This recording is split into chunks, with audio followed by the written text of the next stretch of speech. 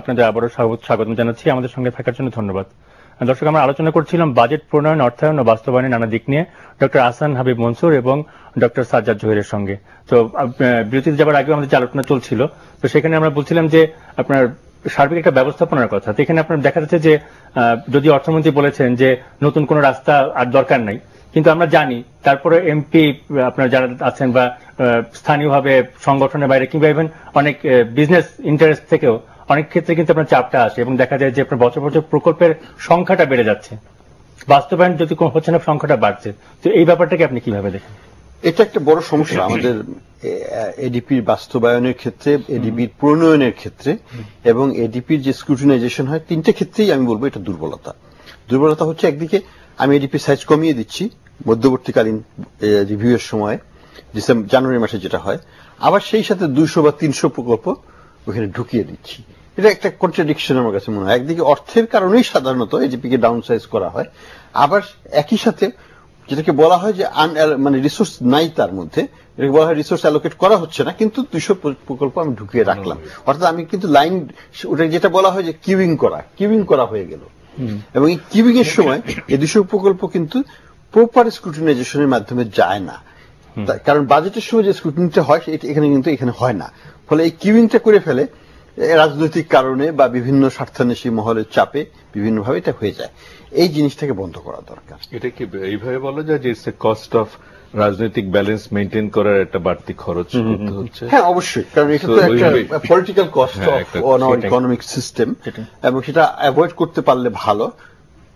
সাধারণত 100% অ্যাভয়েডেবল হয় না, কিন্তু আমি মনে করি যে আমাদের যে বর্তমানে হচ্ছে যে সংখ্যাটা, এটা খুব বেশি হয়ে গেছে, বিশেষ করে এই সরকারের আমলে।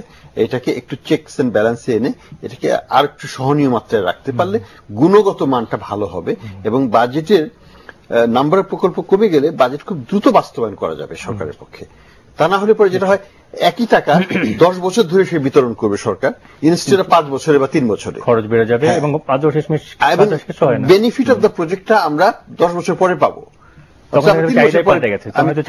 আমি 3 বছর পরে পেতে পারতাম, সেটা একটা বিরাট পার্থক্য। কয়েক বছর আগে কিন্তু মনে হচ্ছিল যে আমাদের দেশের মানে বাজেট প্রণয়নের ক্ষেত্রে, যেটা কিনা মিডিয়াম টার্ম বাজেটারি ফ্রেমওয়ার্কের সাথে সঙ্গতিপূর্ণ, এবং সেখানে বড় আকারের যে বিনিয়োগগুলো ইনফ্রাস্ট্রাকচারের উপরে, সেতু, রাস্তা, রেলপথ অথবা নদীপথ, এগুলোর কতগুলো বড় আকারের বিনিয়োগটাই প্রাধান্য পাবে এবং সেটাকেই সরকার দ্রুত বাস্তবায়নের দিকে নেবে। অন্য জিনিসগুলো অনেকটা লোক দেখানো বা পলিটিক্যাল ব্যালেন্স মেইনটেইন করার জন্য থাকতেই পারে। সেখানে কেন ব্যর্থতা হচ্ছে? এটা কোনো মনে হয় যে এটার কোনো সদুত্তর আসলে নাই, এবং আমি মনে করি এটার সবচেয়ে বড় ক্ষতি দেশের জন্য এবং সরকারের জন্য। কারণ সরকারের ভাবমূর্তি কিন্তু প্রচন্ডভাবে ব্যাহত হচ্ছে। ঢাকা চিটাগাং রোডটার জন্য সরকার যে কত ব্লেম পাচ্ছে আমি অগণিত। ঢাকা ময়মনসিংহ রোড একই অবস্থা, পদ্মা ব্রিজের কথা বাদই দিলাম। সবগুলো প্রকল্প দেরি হওয়ার জন্য কিন্তু ব্যর্থতার গ্লানি কিন্তু সরকারকে বহন করতে হয়। কাজে এটা তারপরেও হচ্ছে, এটাই আমার কাছে প্রসঙ্গটা যখন আসলো, আমি একটু অন্য একটু প্রসঙ্গে যেতে যাচ্ছিলাম যে আমরা কিন্তু দেখি যে বলা হচ্ছে একটা রাস্তার 5 বছর চলবে, 2 বছর পরে সেটা বেহাল অবস্থা। কিন্তু আমরা কিন্তু এরকম কখনো দেখিনি যে কে রাস্তাটা তৈরি করলো, সে ঠিকাদারকে, সে ইঞ্জিনিয়ারকে, তাকে ডাকতে মানে মামলা করে এখন তো একটাও হয়নি। আপনি কি মনে করেন যে সুশাসনের সাথে এই আপনার মান, মানে স্পেন্ডিং এর মানটা যে নেমে আছে, তার কোনো সম্পর্ক আপনি কি খুঁজে পান? এই ছোটখাটো প্রকল্পের ব্যাপারে সাধারণভাবে এই পার্সেন্টেজ কনসেপ্টটা চালু আছে, সবাই জানে একটা পার্সেন্টেজের ইস্যু।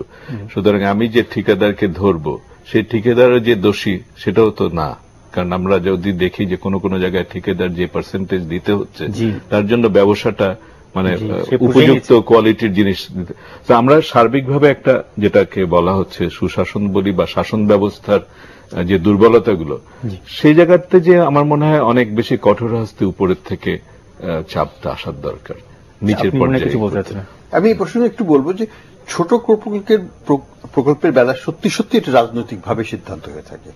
যারা কন্ট্রাক্ট দেয় তারাও সবাই হচ্ছে রাজনৈতিক ভাবে কানেক্টেড, তারাই পায়, অন্য কেউ পায় না, এবং ভাগাভাগির ব্যাপারটা পুরোপুরি ভাবে ওইখানে সিদ্ধান্ত হয়ে যায়।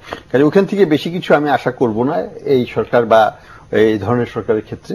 আমি যেটা বরং আশা করবো যে বড় প্রকল্পগুলো যেন সরকার তার যে সীমাবদ্ধ শাসন ব্যবস্থা তার মধ্যেই যেন এটাকে কঠোরভাবে নজরদারিতে রাখে, এবং একটু পারফরমেন্স বাজেট যেটাকে বলি বা পারফরমেন্স অডিট যেটাকে বলি, সেইভাবে পোস্ট প্রকল্প শেষ হওয়ার সাথে সাথে এবং প্রকল্প চলাকালীন সময়ে মনিটরিং এন্ড ইভ্যালুয়েশন শেষ হওয়ার সাথে সাথে একটা পারফরমেন্স অডিট করে দায়বদ্ধ করা কন্ট্রাক্টরদেরকে যে তুমি যে 6 ইঞ্চি ঢালাই দেওয়ার কথা 6 ইঞ্চি দিয়েছে কিনা, যে 10টা রড থাকার কথা ছিল হাফ ইঞ্চ সেই 10টা রড হাফ ইঞ্চ আছে কিনা, কোয়ালিটি অফ সিমেন্ট ঠিক আছে কিনা, এবং এই সেতুটা কত বছর টিকবে, আমি যদি 50 বছরের জন্য প্ল্যান করে থাকি এটাকে 50 বছরের জন্য হয়েছে কিনা, এগুলো সাথে সাথে নির্ণয় করা, এবং যদি না হয়ে থাকে তাহলে কন্ট্রাক্টরকে তার ফাইনাল ইনস্টলমেন্ট আটকে দেওয়া, প্রয়োজনে তাকে শাস্তিমূলক ব্যবস্থা এবং ব্যান্ড করে দেওয়া, এই ধরনের দিকে এবং ইমপ্লিমেন্টেশন টাইমের উপরেও মানে যেটা হচ্ছে দ্রুততার সাথে এগুলো, এবং প্রজেক্টের ক্ষেত্রে যেটা হয়তো এই বাজেট থেকেই যেটা আসতে পারে যে এই ধরনের কতগুলো প্রকল্প চিহ্নিত করে রাখা যে এইগুলো হচ্ছে লিস্টেড, যেটা সময় মতো ডেলিভারি দিতে হবে, যেটার সাথে কিন্তু দেশের উন্নতি জড়িত, দেশের সাথে যেটার সাথে সরকারের স্থিতিশীলতাও জড়িত, মানে সার্বিক রাজনৈতিক স্থিতিশীলতা জড়িত। এখানে আমার যে একটা প্রশ্ন ছিল যে অর্থায়ন নিয়ে, তো এখানে সরকার তো বলছে যে ভ্যাট আইনটা চালু হচ্ছে, নতুন করে ভ্যাটের আওতা বাড়ানো হচ্ছে, তো এই টোটাল স্ট্র্যাটেজিটাকে আপনি কিভাবে মূল্যায়ন করবেন?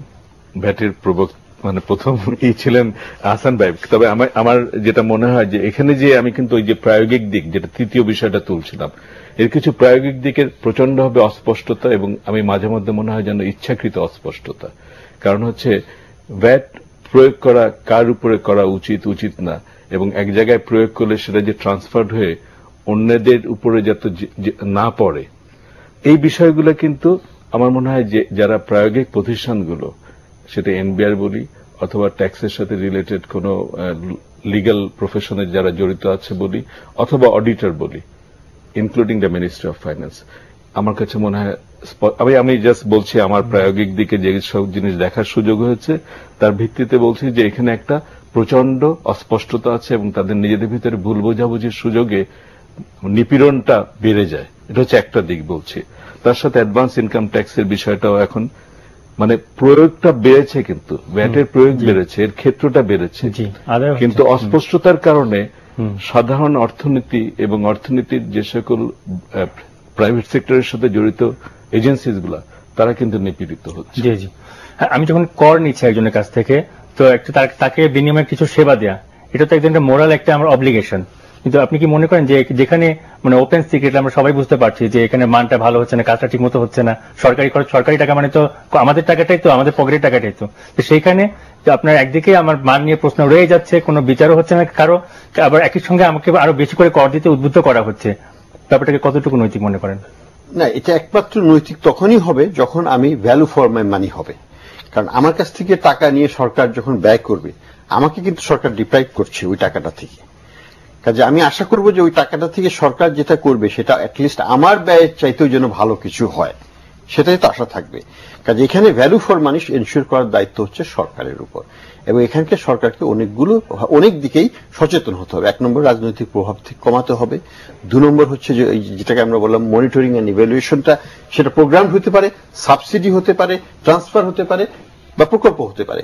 মনিটরিংটা যাতে ইভেন সাবসিডির টাকা বা দারিদ্র বিমোচন কর্মসূচির টাকা 40% টাকাই বেহাতে যায়, সেগুলো তো ঠিক না। এটা তো আমরা করদাতারা হিসেবে আমরা চাইতে পারি না কোনো মতে, এবং আমাদের টাকা নিয়ে সরকার এইভাবে ছিনিমিনি খেলতেও পারে না, সেটা নৈতিকভাবে তাদের এটা পলিটিক্যাল এজেন্ডা বাস্তবায়ন করা, তার দলীয় লোকজনকে খুশি করার জায়গা তো এটা আসলে না, করদাতার কাছে নয়। কাজে সেই জিনিসটা সরকারকে মনে রাখতে হবে, তা না হলে কিন্তু একটা revolt of the tax pairs হয়ে যেতে পারে।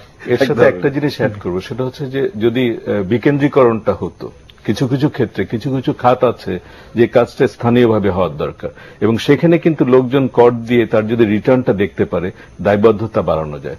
আমার মনে হয় কিছু কিছু ক্ষেত্রে কর সংগ্রহ এবং তার ব্যবহারটা বিকেন্দ্রীকরণ দরকার, এবং ব্যবহারের সাথে করকে সংযুক্তি আনাটা দরকার।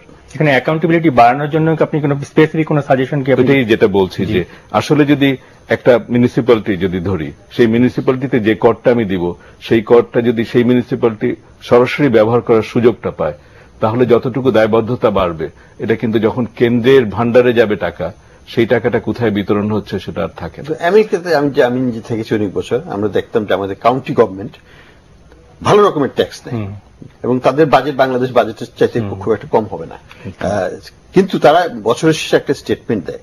স্টেটমেন্টে দেখা যায় আমাদের 100 টাকার আমরা প্রতি কত % কোথায় গিয়েছে। তাতে দেখা যায় যে 85 to 90% ব্যয়টা হচ্ছে শিক্ষা খাতে। কাউন্টি গভর্নমেন্টের টাকাটা যাচ্ছে শিক্ষা খাতে এবং সব ফ্রি এডুকেশন তারা প্রোভাইড করছে, বাসে করে নিয়ে যাচ্ছে, নামিয়ে দিয়ে যাচ্ছে, খাওয়ার ব্যবস্থা করছে। এই যে ব্যয়টা, এটা কিন্তু জনগণ মানতে তখন রাজি থাকে।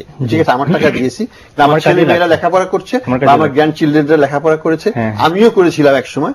এই যে একটা ফিলিং, আমার টাকা দিয়েই আমি আমরা দেখলাম যে জেলা বাজেটে কি ধরনের একটা নাটকের মতোই হয়ে গেল, যে জেলা প্রশাসকও জানে না যে জেলা একটা জেলা বাজেট। আমরা জানি যে বিষয়ে আমরা আলোচনা করতে পারছি, এটা নিয়ে আরো অনেকক্ষণ আলোচনা করা যায়, কিন্তু আমাদের সময় একেবারে সীমিত। আপনাদের দুজনকে অসংখ্য ধন্যবাদ এখানে আসার জন্য, এবং আমি চাচ্ছিলাম আরো কন্টিনিউ করতে, কিন্তু আজকে আর সম্ভব না, ইনশাল্লাহ অন্য কোনো দিন হবে। দর্শক, সময় হলো বিদায় নেবার, তবে আমাদের এই আয়োজন কিন্তু চলবে আগামী 7 জুন পর্যন্ত, প্রতিদিন বিকাল 5:25। আগামীকাল আমরা আলোচনা করব বাজেটের কর কাঠামো ও কালো টাকা নিয়ে। এছাড়া বাজেট ঘোষণার দিন আমাদের আয়োজন থাকবে আরো বড় পরিসরে, বেলা 2:30 থেকে। আশা করছি আপনাদেরকে সঙ্গে পাবো আমাদের সব আয়োজনে। সব সময় ভালো থাকুন, সুস্থ থাকুন, আল্লাহ হাফেজ।